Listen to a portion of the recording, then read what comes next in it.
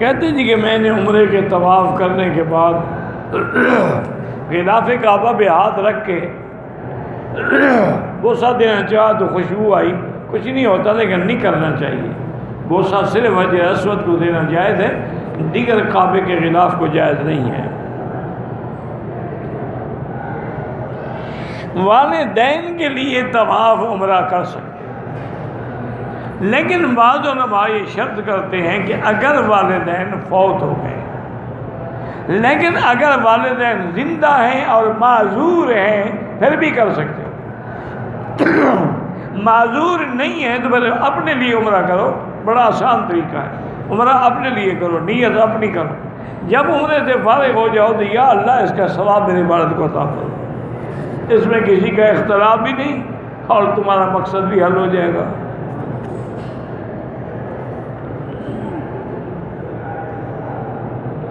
میرے بیٹے نے 9 پارے قرآن کے یاد کر لیے ہیں، اس کا دل نہیں لگ رہا، اللہ سے دعا مانگو، اس کو بھی کہو کہ وہ پڑھے رب زدنی علما، رب زدنی علما۔ اور سب سے پہلی چیز یہ ہے کہ میری رائے یہ ہے کہ تم اس کو کسی ایسے استاد کے پاس منتقل کر دو جو بچوں کی نفسیات کو سمجھ کے پڑھاتا ہو۔ یہ ہمارے ہاں جو حافظ صاحبان ڈنڈے سے پڑھاتے ہیں نا، یہ ظلم۔ 100 میں سے 10 لڑکے تو پڑھ جاتے ہیں، 90 قرآن ہی چھوڑ دیتے ہیں ڈر کے مارے کہ بھئی ان کو وہ کالج جانا ہو نا تو باقاعدہ نہائیں گے، یونیفارم پہنیں گے، ناشتہ کریں گے ہنستے ہوئے، قاری کے پاس جانا ہے تو چھپ جائیں گے کہ پھر جلاد کے پاس جانا پڑے گا۔ اس طرح نہیں پڑھے جاتے۔ اب تو دور ہے۔ اچھا پھر ضروری نہیں کہ ہر بچہ حافظ ہو، کسی کا دماغ ہے کسی کا نہیں ہے، یہ استاذ کا کام ہوتا ہے۔ یہاں میرے اپنے بھائی ہیں شیخ عبد المالک صاحب، ان سے میں نے بہت پہلے یہ بات کی تھی، اب وہ مسجد خیاط میں ماشاءاللہ بڑا مدرسہ ہے، تو فرماتے ہیں آپ کی باتوں پہ ہم نے عمل کر لیا، اب اللہ کا شکر ہے ہمارے بچے کامیاب بھی ہیں، سب سے زیادہ نمبر لیتے ہیں، اور ہم اس کو پہلے 1 مہینے کے اندر ٹیسٹ میں اندازہ کر لیتے ہیں پڑھنا چاہتا ہے کہ نہیں چاہتا ہے، نفسیاتی طور پہ اس کے باپ کو بلا کے بھی بچے کو لے جاؤ، یہ نہیں پڑھ سکتا، وہ بھی پریشان نہیں ہوتے، انہوں نے کسی اور تعلیم میں لگا دیا۔ اب ڈنڈے مار کے پڑھاؤ گے تو کوئی کیا پڑھے گا؟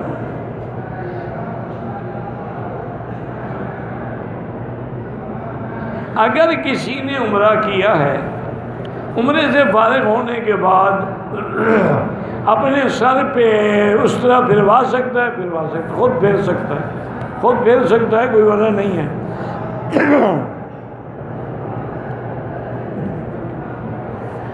عمرے کا طواف کرتے ہوئے میں نے دایاں کندھا نکالنا تھا، اس کے بجائے بایاں نکال دیا، بہرحال ثواب سے معلوم ہو گئے، جرمانہ کوئی نہیں۔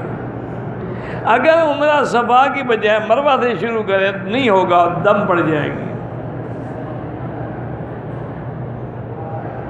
احرام کی حالت میں جو نمازیں آئیں گی بالکل ننگے سر پڑھیں گے کیونکہ آپ احرام میں ہیں۔ اگر جنازے میں تکبیریں رہ جائیں تو جب امام سلام پھیر لے تو آپ وہ تکبیریں جلدی جلدی پوری کر لیں، اللہ اکبر اللہ اکبر السلام علیکم ورحمۃ اللہ۔ وہ اس وقت نہ دعا پڑھتے رہیں، میت قبرستان پہنچ جائے تو کھڑے دعا مانگ رہے ہیں۔ آج کل تو جنازے بھی لمبے ہو گئے۔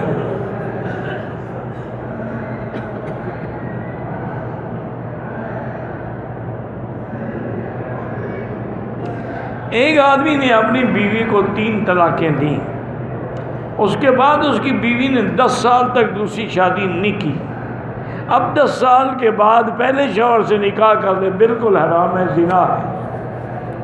جب تک وہ کسی دوسرے آدمی سے شادی کر کے حلالہ نہیں کرائے گی پہلے سے نکاح نہیں ہوگا۔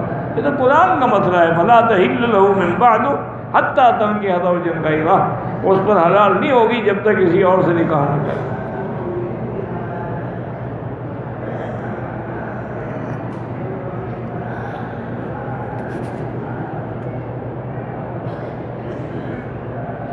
میری ٹانگیں معذور ہیں، پیشاب پخانہ بھی کنٹرول میں نہیں ہے، یورین بیگ لگایا ہوا ہے تو نماز پڑھتی ہوں، ٹھیک ہے، کوئی ایسی بات نہیں، اس کی نلکی کو ہاتھ رکھتا ہے، کوئی کچھ بھی نہیں ہوتا، آپ معذور ہیں، مجبور ہیں۔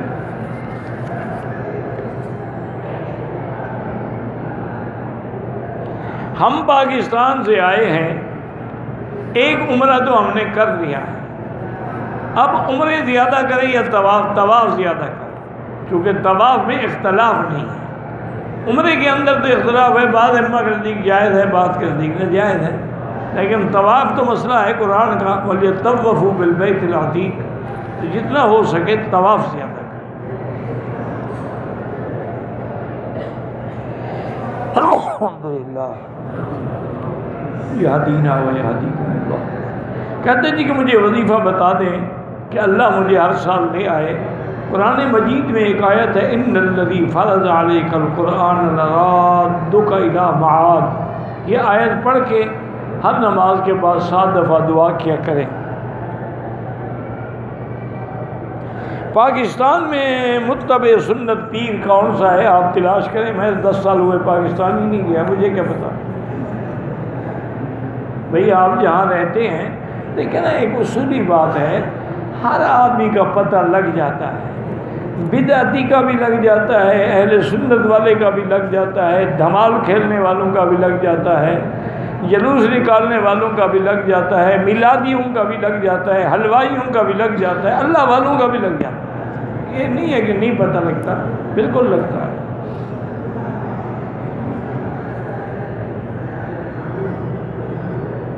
اگر میں بینک سے گاڑی لوں اور بینک بغیر سود کے آپ کو گاڑی دے پھر تو جائز ہے، سود لے تو حرام ہے۔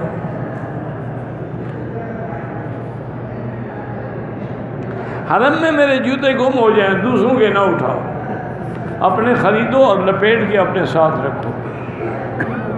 اسی لیے بزرگ پہلے کہتے تھے النعلین تحت العین، اپنے جوتے آنکھوں کے نیچے رکھو، پتہ لگے کہاں ہے۔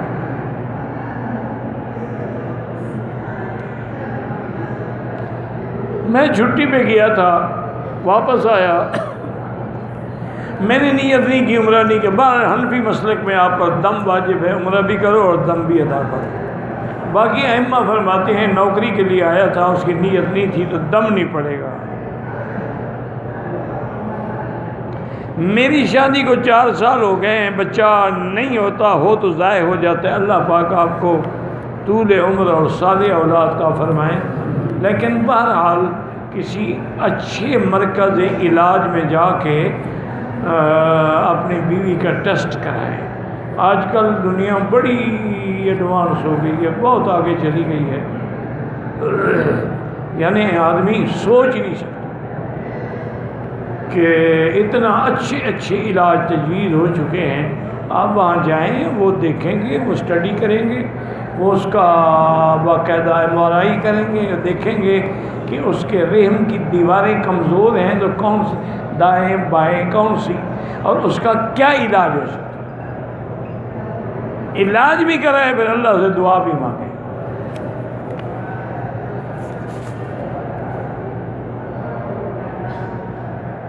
جتی گم ہو جائے تو کسی کی جتی نہ اٹھائے جناب، زمزم کو چائے میں ڈال لیں جی، کل شریف، میلاد شریف، ختم شریف، سب بدعت شریف۔ یار ایک موٹی بات یاد رکھو، تمہیں مولوی بکی کی ضرورت نہیں پڑے گی، جو کام قرآن میں نہ ہو، حدیث میں نہ ہو، حضور پاک نے نہیں کیا، صحابہ نے نہیں کیا، بدعت، بس اتنا دعا کر، اللہ نے بھی تمہیں دیا ہے۔ بھی کیا میلاد ابو بکر نے منایا، حضرت عمر نے، حضرت عثمان نے، حضرت علی نے، اہل بیت رسول نے، حسن حسین نے، کسی نے منایا ہے، ٹھیک ہے ہم بھی تمہارے ساتھ ہیں، نہیں منایا تو بدعت ہے، بس جھگڑے کی ضرورت ہی نہیں۔ اذان سے پہلے صلاۃ والسلام میں بھی حضرت بلال پڑھتے تھے، ٹھیک ہے ہم بھی پڑھیں گے، نہیں پڑھتے تھے بدعت ہے۔ یہ کون سا مشکل مسئلہ ہے؟ سمجھ میں نکتہ ہے، توحید آ تو سکتا ہے، تیرے دماغ میں بت خانہ ہو تو کیا کہیں، ورنہ کس کو سمجھ نہیں آتا۔ طواف میں ذکر اونچی آواز سے کریں نہیں، تاکہ دوسروں کا طواف خراب نہ ہو۔ عورتیں نماز جنازہ پڑھ سکتی ہیں؟ ہاں پڑھ سکتی ہیں، موجود ہوں تو پڑھ سکتی ہیں، جنازہ پڑھنے کے لیے ہوٹل سے نہیں آ سکتی۔ عمرے کرنے سے حج فرض نہیں ہوتا۔ کہتے ہیں کہ یہاں کے ائمہ بہرحال یہ امام احمد بن حنبل رحمۃ اللہ علیہ کے قول پہ عمل فرماتے ہیں، اور امام احمد بن حنبل رحمۃ اللہ علیہ مسئلہ حیات میں انبیاء کی حیات کے قائل ہیں۔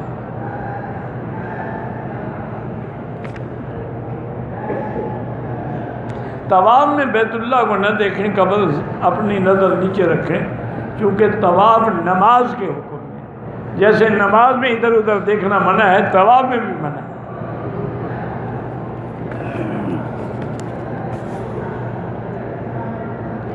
عورت حیض کی حالت میں عمرہ نہیں کر سکتی ہے، 4 دن کے بعد واپسی ہے تو ٹکٹ مؤخر کرا لیں، 100 ریال لیں گے، تاریخ بدل دیں گے، پاک ہو کے عمرہ کر کے چلی جائیں۔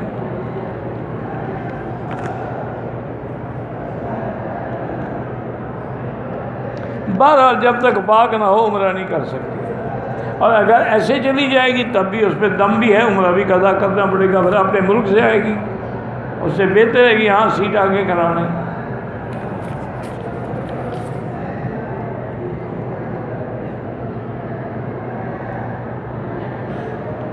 کندھوں پہ بوجھ ہوتا ہے، بعض عامل کہتے ہیں جادو ہے، بھئی میں تو عامل ہوں نہیں، نہ مجھے پتہ لگتا ہے۔ بہرحال ایسا کوئی بھی آپ کو شک ہے نا تو آپ خود عامل بنو، ان عاملوں کے چکر میں نہ پڑو جو کھانے پینے کے لیے دکانیں لگا کے بیٹھے ہوئے ہیں۔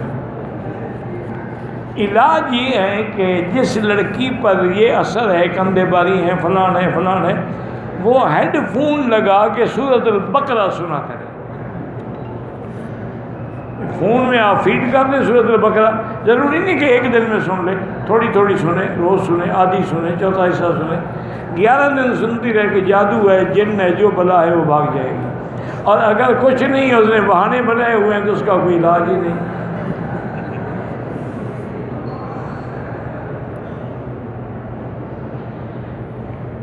عذاب روح کو ہوگی یا جسم کو، دونوں کو ہوگی۔ فتوعاد روح بھی جسد ہی، روح کا تعلق جوڑ دیا جاتا ہے، لیکن قاعدہ یہ ہے کہ دنیا میں فیصلہ جو ہے وہ جسد پہ ہوگا لیکن روح متاثر ہوگی۔ چور کا ہاتھ کاٹا جائے گا، اب فیصلہ تو ہاتھ پہ ہے لیکن اس کے اندر جو روح ہے وہ بھی متاثر ہوتی ہے۔ مرنے کے بعد عذاب جو ہے روح کو ہوگا لیکن جسد بھی متاثر ہوگا۔ یہاں ہمیں روح نظر نہیں آتی، وہاں ہمیں چاہے جسد نظر نہ آئے۔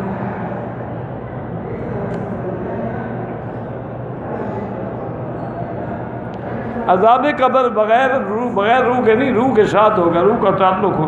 اور یار دیکھو یار، اب تو مسئلے مشکل نہیں ہو گئے، اب بھی مولویوں کو سمجھ نہیں آتے تو اللہ ہدایت دے۔ اب دیکھیں نا، آپ کے ہاتھ میں ٹیلی فون ہے، یہاں سے دنیا میں آپ رابطہ کریں، نہ کوئی تک کہ سیٹلائٹ سے اس کا تعلق ہے۔ اگر وہی نمبر جو پنچ کرتے ہو وہی ملتا ہے اور نہیں ملتا ہے، اتنا بندے بنا سکتے ہیں، خدا رشتہ نہیں جوڑ سکتا جسد کے ساتھ، چاہے روح علیین میں ہو چاہے سجین میں ہو۔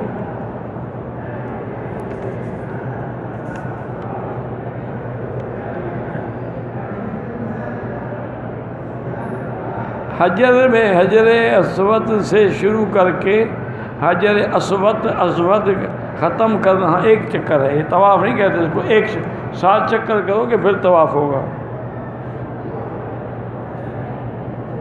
اگر طواف سے آ کر عمرہ نہ کیا طائف سے، تو بالکل آپ کو عمرہ کرنا پڑے گا، طائف میقات ہے، دوبارہ چلے جائیں عمرہ کر لیں۔ حضرت حسین عراق کیوں گئے تھے؟ انہوں نے بلایا تھا کہ ہم بیعت کریں گے۔ مرنے کے بعد جو عالم ہے وہ برزخ ہے۔ طواف کے دوران حجر اسود کو اشارہ کرنا بھول جائیں کوئی حاج نہیں۔ جو داڑھی منڈاتا ہے اس کو امام نہ بنائے، وہ فاسق فاجر ہو جاتا ہے۔ پہلی دفعہ منڈانا جو ہے وہ گناہ ہے صغیرہ ہے، لیکن بار بار جب منڈائے گا تو گناہ ہے کبیرہ۔ لا صغیرۃ مع الاصرار ولا کبیرۃ مع الاستغفار۔ صرف صفا مروہ کی سعی کرنا جائز ہی نہیں۔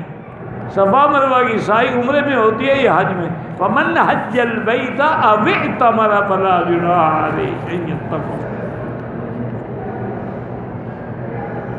اگر پاؤں میں درد کی وجہ سائی کے موزے پہنے، طواف میں بھی کوئی حرج نہیں، بس احرام میں نہ پہنو، آگے پیچھے پہنو۔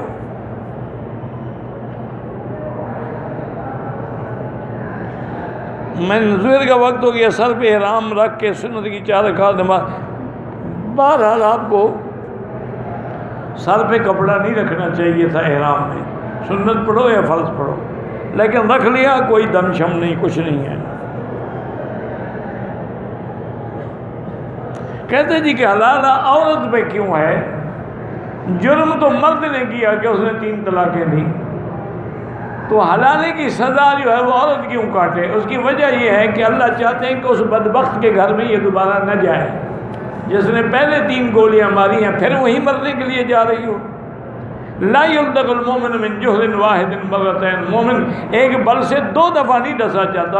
اسلام اس کو روکنا چاہتا ہے بدبخت اس کے گھر میں نہ جاؤ، اگر مرنا چاہتی ہو چلو پہلے دوسری شادی کرو تاکہ اس کے ساتھ دل لگ جائے پھر بچ جائے۔ وہ تو تم جانا چاہتی ہو، اس لیے سزا نہیں ہے، وہ تمہارے منشے کی مطابق فیصلہ ہے، تم نہ جاؤ تو کوئی حلالہ نہیں، یہ تو تمہارا قصور ہے۔ اس نے 3 طلاقیں دی ہیں، آپ کو 1 گولی سے بھی تو بندہ مر سکتا ہے، 3 مارنی ضروری تھی۔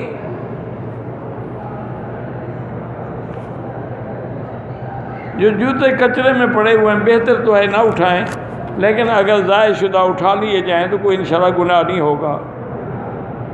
عمرے کا طواف جو پڑھیں گے واجب ہوگا نفل ہوگا؟ طواف تو پڑھا نہیں جاتا، طواف تو کیا جاتا ہے، اس کے بعد 2 رکعت پڑھی جاتی ہیں، وہ واجب ہوتا ہے۔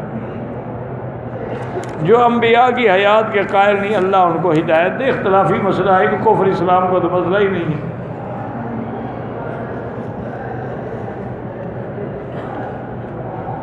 کہتے ہیں ہمارے ملک میں تبلیغی جماعت والے آتے ہیں، بعض لوگ کہتے ہیں کہ حدیث میں ہے کہ بعض لوگ سر منڈائیں گے، گردنیں موٹی ہوں گی، منافق ہوں گے، اس سے مراد یہ تبلیغ والے تو نہیں ہو سکتے، کہنے والے ہو سکتے ہیں۔ ویسے ہی یاد رکھو، تبلیغ والوں کی گردنیں بھی ناپو اور حلوے والے پیروں کی بھی ناپو، دیکھو کس کی زیادہ بڑی ہے، پھر فیصلہ کرو کہ کون اس حدیث کے مطابق ہے۔